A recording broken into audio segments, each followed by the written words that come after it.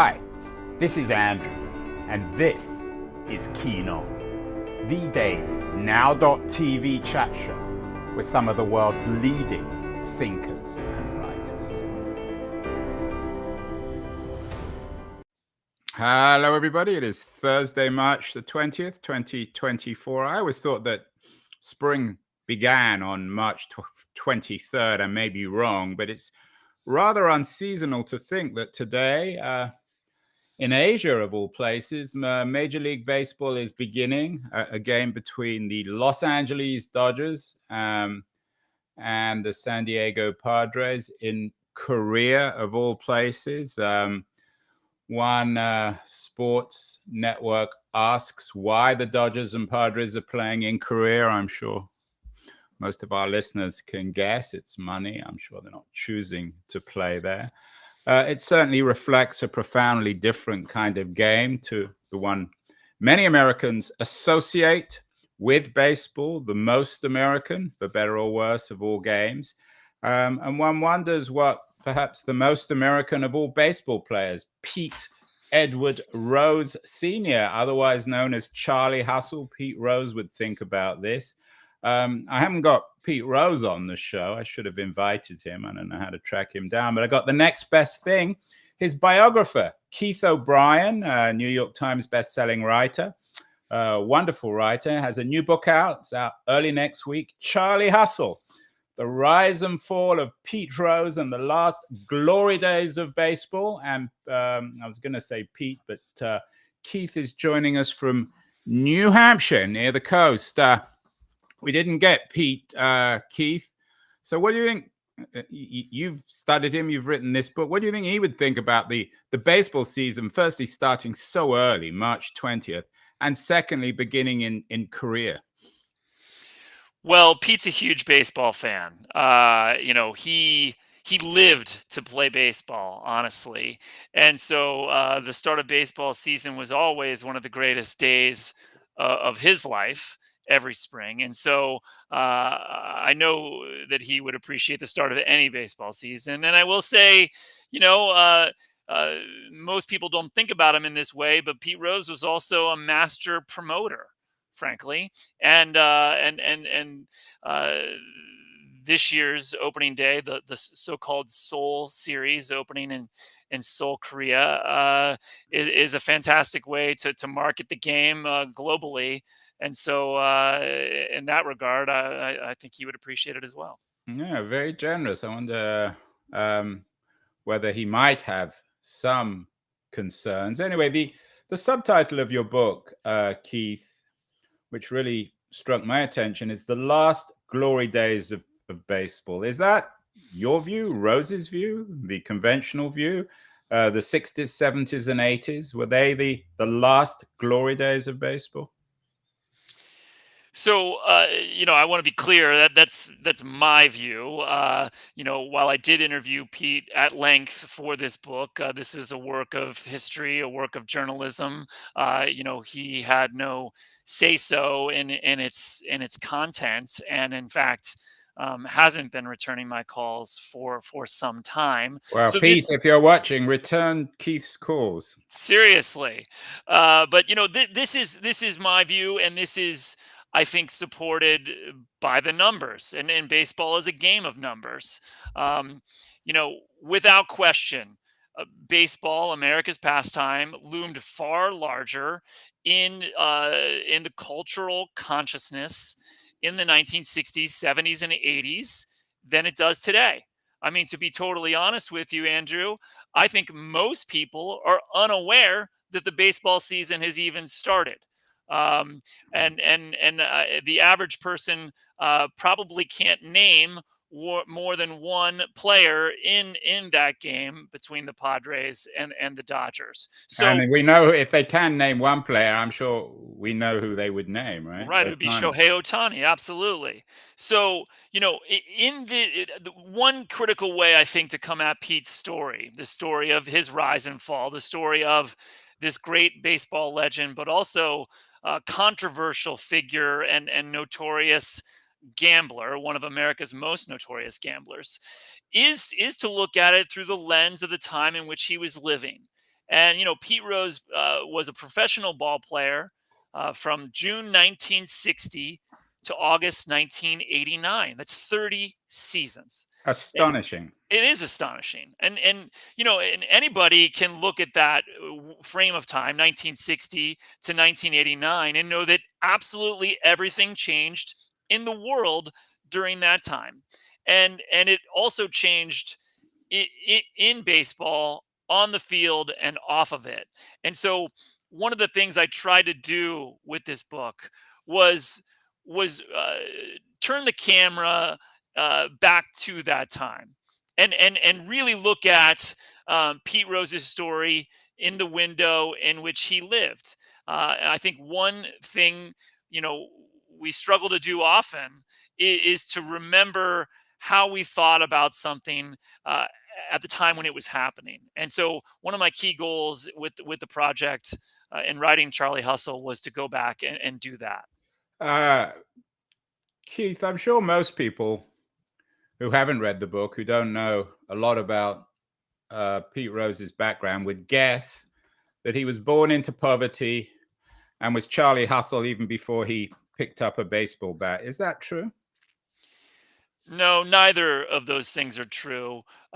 Pete did come from the west side of Cincinnati, born and raised on the west side of Cincinnati. Classic baseball town, right? I mean, Well, right, the original professional baseball town, Cincinnati. And in the time in which Pete was growing up, the 1940s and 50s, baseball was the biggest game in town, just as it was the biggest game in America.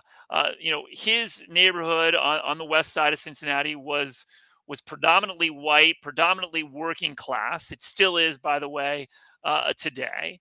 And so, while he wasn't from poverty, he also wasn't from money. And this notion of hustle was really ingrained into him by his father, who was also named Pete. On the west side at that time, everyone would have called him Big Pete. And Big Pete himself was a prominent local athlete. His best sport was football. And these were years in Cincinnati where there was no professional football team. So Big Pete Rose played on a semi-pro, essentially weekend football team on the west side, and he was dominant in that league. And so when his first son is born, Pete Rose, in 1941, he really from the beginning wants to see this boy become a sports hero in his own right. Does Rose have a little bit of the Donald Trump about him, in the sense that he was bullied by a father who wanted to live again through his son? It's complicated. Pete Rose, when you speak to him, if you speak to him, still worships his father today. Big Pete has been dead for 54 years, and Pete Rose still will say he was the greatest man he ever knew. That said, I think Big Pete was also a difficult man and a demanding man. We didn't have a word for Big Pete in those days in the 1950s when young Pete Rose was coming up as a ball player, but we do today. Big Pete would have been that sort of classic, sort of over the top youth sports dad. Mhm. He wanted his son to be great at sports, and he really did everything he could to make that happen. One thing I did for this book, Andrew, was I tried to interview anyone who had crossed paths with Pete over the years, played with him in particular. And Pete played in 1956 when he was 15 years old on a prominent Legion Ball teenaged baseball team on the west side that won a city title in Cincinnati, and in fact won a national tournament in the summer of 1956. And the players I spoke to on that team could scarcely remember their own fathers coming to the games. I mean, this was a time they all when remember Big Pete. they remember Big Pete being there. So again, not that unusual. The assumption I'm not a hardcore baseball fan, Keith, and as you can tell, I didn't grow up in this country, but one always associates Rose with self-invention, that he wasn't born with huge talent. He wasn't maybe DiMaggio or Babe Ruth. He was self-made. Is there some truth to that? There is. I think of him as honestly the most ordinary, extraordinary athlete we've maybe ever had. Uh, he was not particularly big. He was not particularly athletic. He was not particularly strong. And even into high school, he was not particularly skilled. Many players from Pete Rose's high school on the west side of Cincinnati were recruited to play Major League Baseball. Pete was not. He really did have to work his way there. Yes, it's a wonderful story. It's, in a sense, I guess, and this comes back to the glory days of baseball and perhaps the glory days of America. It's a quintessentially American story of the self-made man without innate ability who created himself. That's true. Absolutely. And it's one reason why the press gravitated to it. And I will say that, while the hustle was real, the story was real, the press in the 1960s and 70s, which was also all male and predominantly all white and working class, just like Pete, really did amplify this story and turn what was, a story into almost like mythological sized narrative. And, that was lucky for Pete because, many times the press in telling us this story was not telling us other things about him. Right. Was there a, Keith, I'm thinking aloud here, a subtext to this? Of course, Rose lived in those 30 years where the white American working class did a bit of a Pete Rose and reinvented itself, going from the Democratic Party to the Republican Party. It was the years of race riots, of enormous civil rights unrest, and increasing unease, I guess, between the races. Is Rose himself and his story a metaphor for those years for the white working class? It was. I mean, the 1960s in particular was a time of great change in baseball. And again, it's hard to imagine it now, but when Pete was a rookie minor leaguer in 1960, the league was almost entirely still white. And over the course of the 1960s, that would change in dramatic fashion. By the end of the decade, many of the prominent stars in baseball were Latino, Dominican, and Black.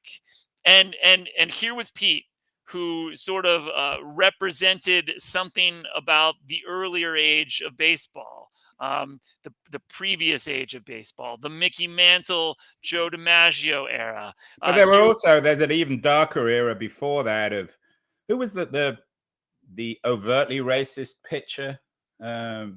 Which one? Well, there's one in particular. I think it was a member of the KKK. Anyway, I mean, much of the history of baseball is bound up in white racism, isn't it? As is much of the history of America. I mean, right, exactly. There sort of three third rails of our culture are gender, class, and race, and those kind of things are all interwoven with the story of baseball as well.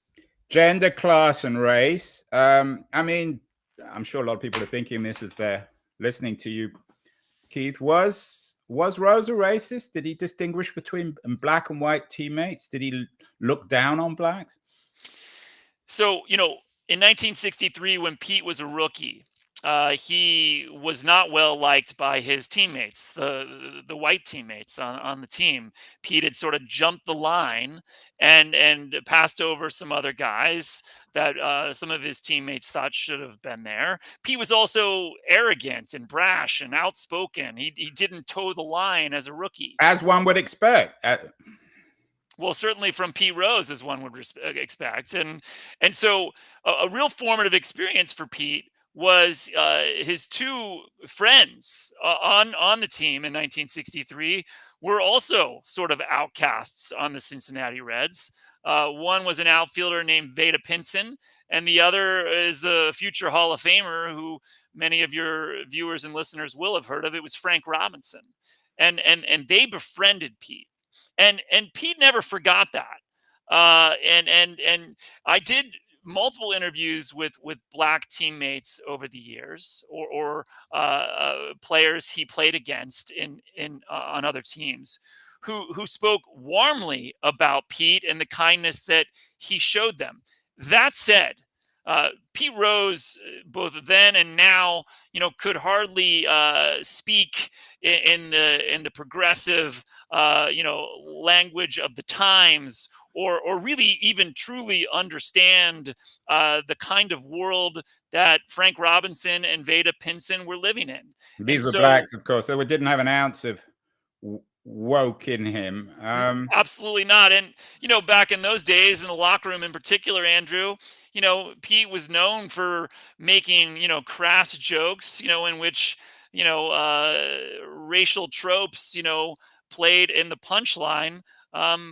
But that was Pete Rose, for better or for worse. Yeah, we all know Pete Rose. I think my kids and wife think of me as the Pete Rose in our family. It sounds to me as if professional sports and the military in America are rather similar. Lots of characters like Rose in both institutions, and a lot of the sort of paradoxes of race you find in both institutions. That white guys like Rose may not be particularly keen on their black teammates or colleagues, but because they literally rub shoulders with them every day, go into battle, go into games with them, it gives them a different perspective on race. Is there any truth to that? What I can say is this: even into the 1970s, mid to late 1970s, when baseball was much more diverse, typically speaking, in most locker rooms, the black players hung out with the black players and the white players hung out with the white players. And that was just a reality of the time, a reality of the sport, and a reality of our culture.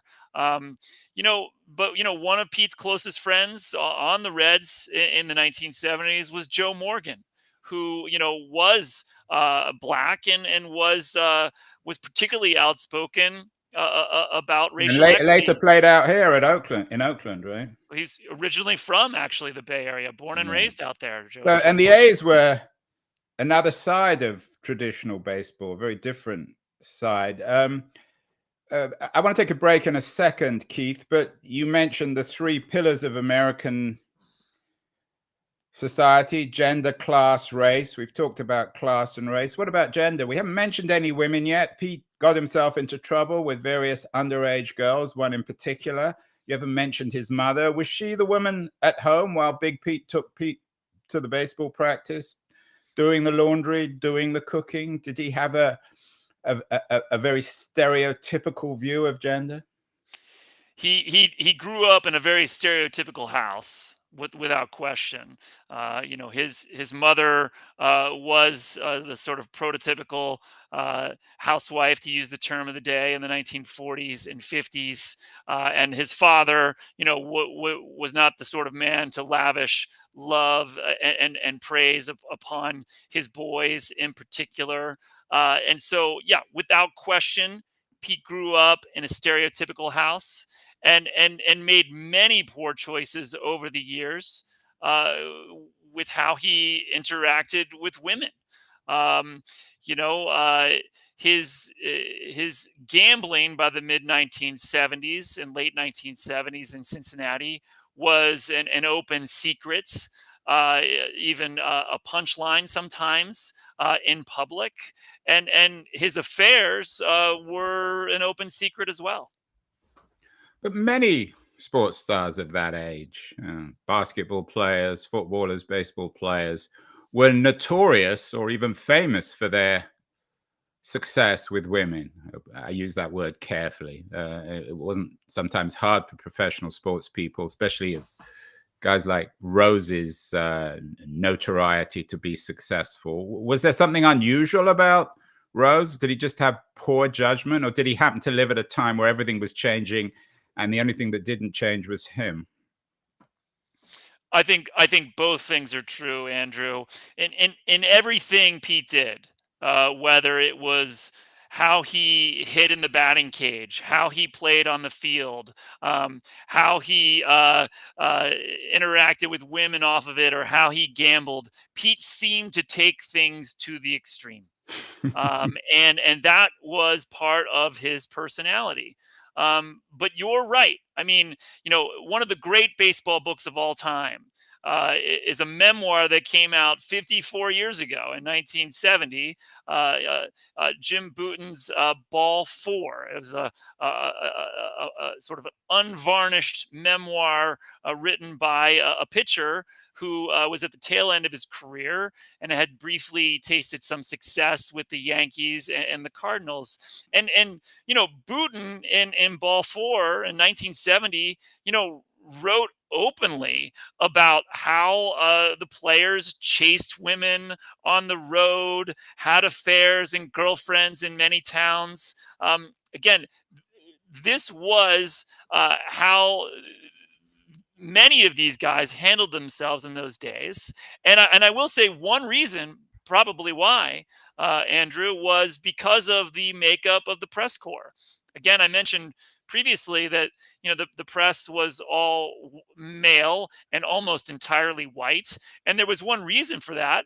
Female reporters were not permitted in Major League Baseball locker rooms until 1979, which would have been Pete's 17th season or 16th season in the major leagues. And when they were finally permitted into the locker room, it wasn't because Major League Baseball had suddenly had an epiphany. It was because they were facing lawsuits in multiple states. So it was the ultimate old boys club in those days. Gender, class, race, three things that have shaped and continue to reshape America, as Keith O'Brien is explaining in his wonderful new book. It's out next week, Charlie Hustle, The Rise and Fall of Pete Rose and the Last Glory Days of Baseball. Take a short break and then talk about how baseball's changed over the last 50 years since Rose. But I want to remind everyone that guys like Keith O'Brien are brought to us because of Liberties, a quarterly journal of culture and politics. Excellent new publication. Going to run a short feature on Liberties, and then we'll be back with Keith O'Brien to talk more Charlie Hustle. Don't go away, anyone. News, the noise, there is nuance, insight. Liberties is not just a journal of ideas. It's a meteor of intelligent substance. It's the place to be for engaged citizens. Politics, opinion, substance. Liberties is a triumph for freedom of thought. A quarterly of urgency, of cultural exploration, of intellectual delight, of immaculate prose. It's invaluable. Subscribe now or find Liberties at your favorite bookseller. And you can subscribe to Liberties at libertiesjournal.com. Given it's the day that baseball begins in Seoul, Korea, of all places, we're talking with Keith O'Brien, the author of Charlie Hustle, a wonderful new biography of Pete Rose. Keith, you touched on gambling earlier, and perhaps that's a bridge we can make between the baseball of Charlie Hustle, the baseball age of Charlie Hustle, and the baseball of the 2020s. Was Rose unusual in the sense that his gambling was just out of control, or was he another stratosphere? How would you explain the gambling? It was the thing that, of course, in some ways brought him down. Well, it is the thing that brought him down, without question. Um, you know, uh, Pete was sort of raised in a culture of gambling. His father loved going to the racetrack, the horse track in Cincinnati. Baseball in the 1960s, in particular, spring training baseball was almost framed around gambling. Players down in Florida would play the games in the afternoon and then go to the horse track and the dog track at night, and in the Tampa Clearwater area. Pete's gambling, unlike many others, escalated. By the 1970s, he was gambling with bookies on football, on basketball. Again, his dealings with bookies and relationships with bookies and preference to gamble were all of this was well known by the mid to late 1970s in Cincinnati, but also my reporting shows even in Major League Baseball's head office in New York.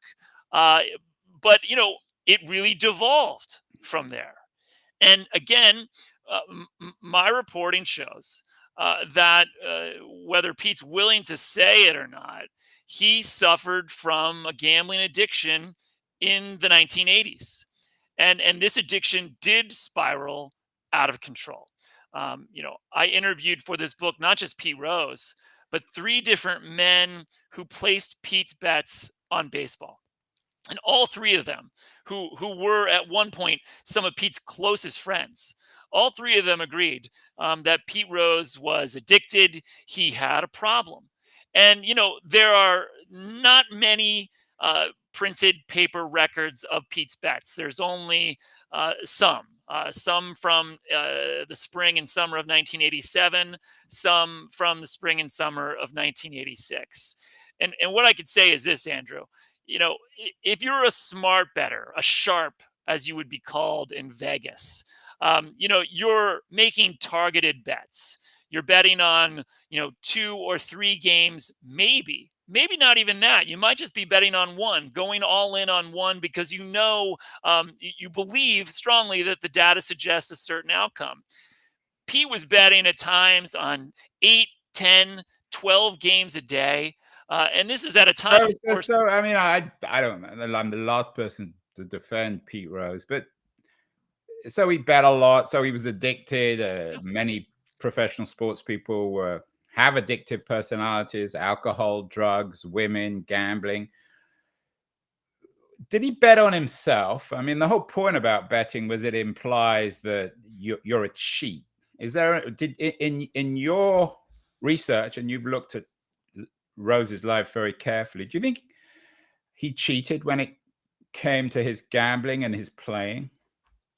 There is no evidence, nor any witness accounts that Pete Rose ever bet against the Reds, against his own team.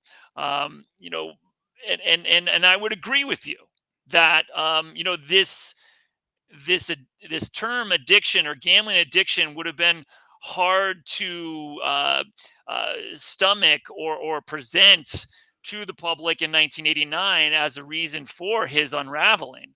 But today, that's completely different. We are now legally gambling on sports in this country in most states. In many of those states, you can do it on your phone with a tap and a swipe. And your money is in. Yeah, you wrote an interesting piece actually in the Atlantic, and I want to come to the journalism aspect here in a minute. You'll miss sports journalism when it's gone. When you talk about the rise of $100 billion gambling industry, where everyone's gambling online, everyone now is Pete Rose, especially kids, aren't they? It's a frightening new landscape, certainly for young men, and I say that because the science, peer-reviewed scientific journals going back for decades, show that young men in particular are at risk for. But also women. I know 1 or 2 women also who like to gamble. I mean, it's not just men. Oh no, it's not just men. It's just they're more prone to it statistically. But you're right. It is anywhere from 2 to 4, possibly more % of the population is prone to problem gambling. And when the opportunity to gamble is more prevalent, it's also clear based on research that the problem goes up. And so I think we are going to see more gambling addiction in America.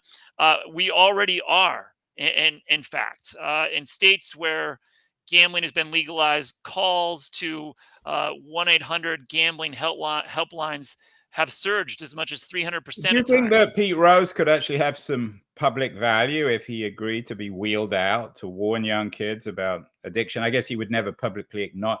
What was his stand on his own gambling? Did he ever acknowledge that he was addicted? He's been at conflict with himself over the years on that. At times, he has said that he was addicted and sought help for it. At other times, he has made light of his choices and minimized his choices and Classic suggested. addict, I guess. It's not different from many people who are addicted to alcohol or drugs or gambling or women. Or... I would agree with that, and we can criticize Pete for many things. Many of those criticisms are deserved. But the idea that he, when presented with evidence that he was gambling on baseball in 1989 and then lied about it, is often simply said to be deceptive, and it certainly was. But it is also classic addict behavior.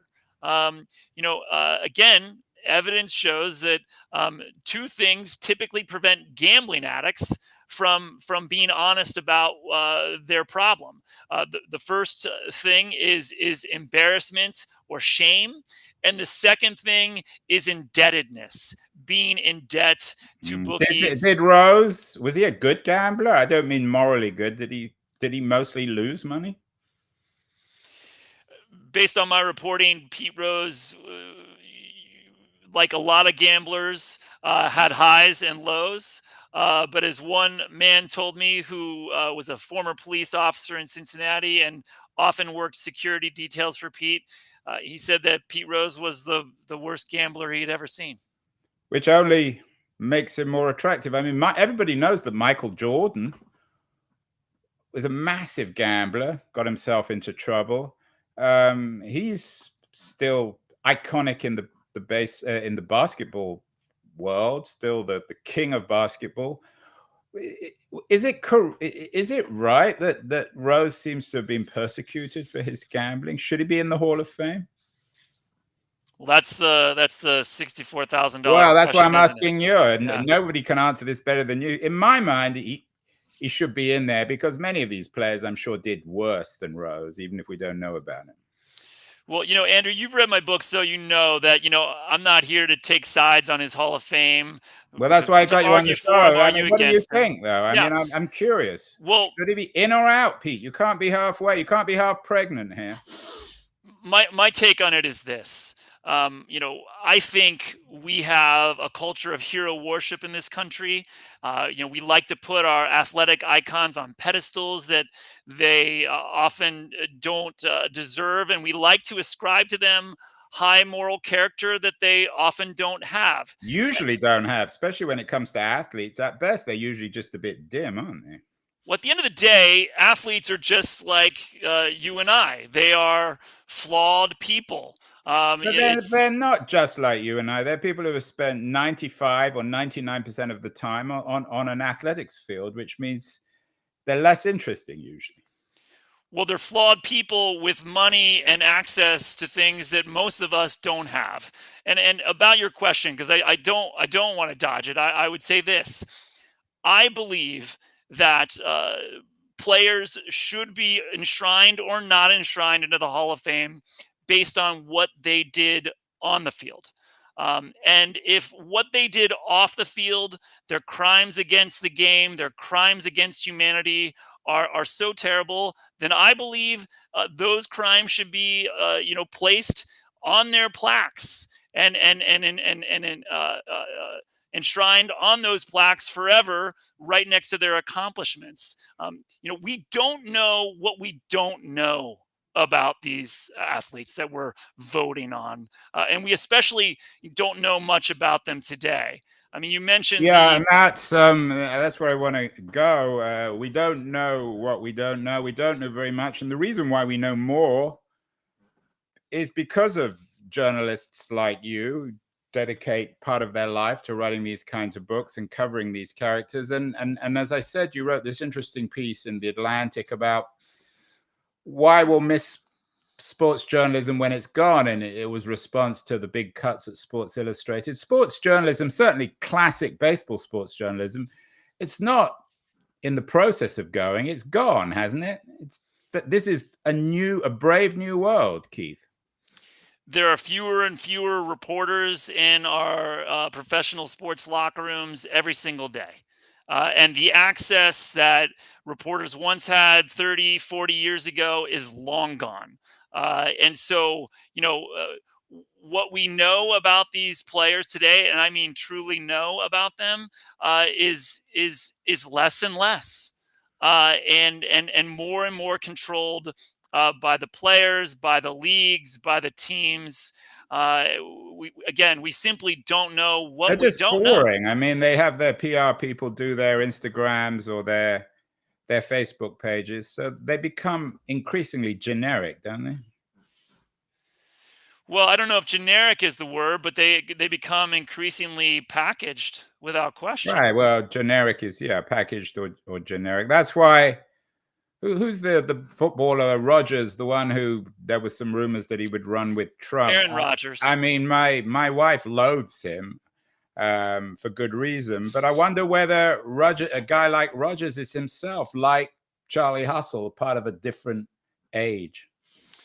It's a great insight there, Andrew. I will say, when you go back and you read the sports coverage from the 1960s, 70s, and even the 1980s, and you read the kind of quotes and comments that players, not just Pete Rose, but that other players and managers made to the press after games or in feature stories, I mean, none of them would survive it today.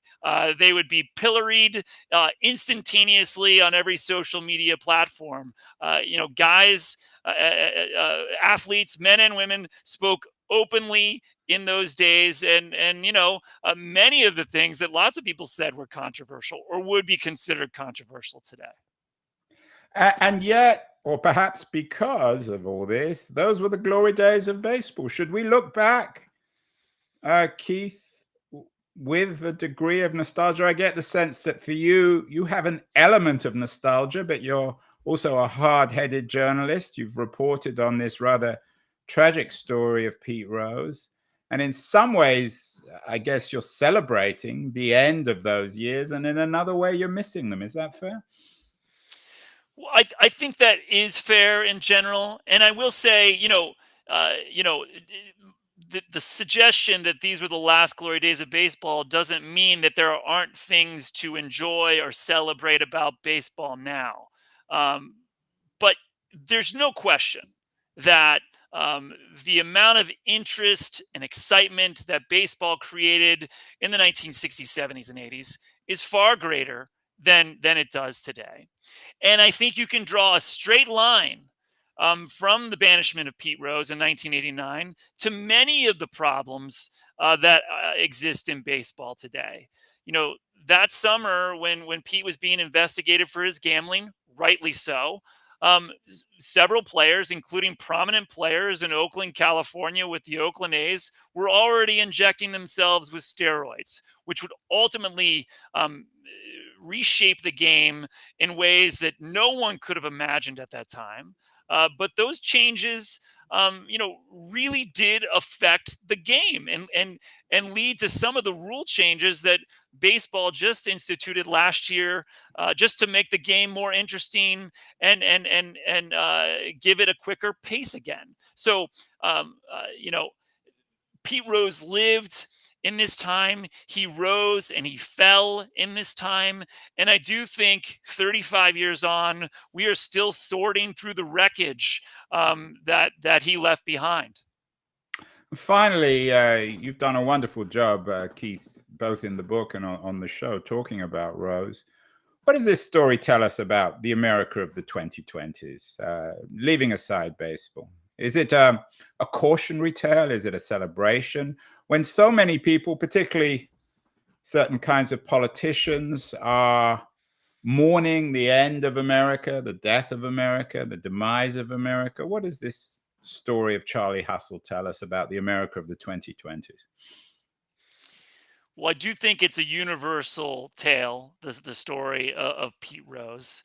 I do think it's far more than a baseball story. I Hmm. do think that there are themes with some of the cultural and political forces that we are dealing with now that were prominent in the making of Pete Rose in the 1970s, in particular. This desire to constantly think the times are changing for the worse, um, and I do think at the end of the day, um, what makes Pete Rose's story most interesting is not that it's black and white, but that there's gray. And I think we have a tendency, especially now, to want to put people into one or two buckets, the good bucket or the bad bucket. I think the most interesting stories aren't just black and white, but gray. And what I've hopefully done here is painted a portrait of a time and of a person that is at times black, is at times white, and is ultimately very gray. Well, it's a gray story, but it's a shiningly gray story. It's not boring, is it? I hope not, Andrew. And funnily enough, in 2024, in the election, you're going to have a Trump-Biden rematch.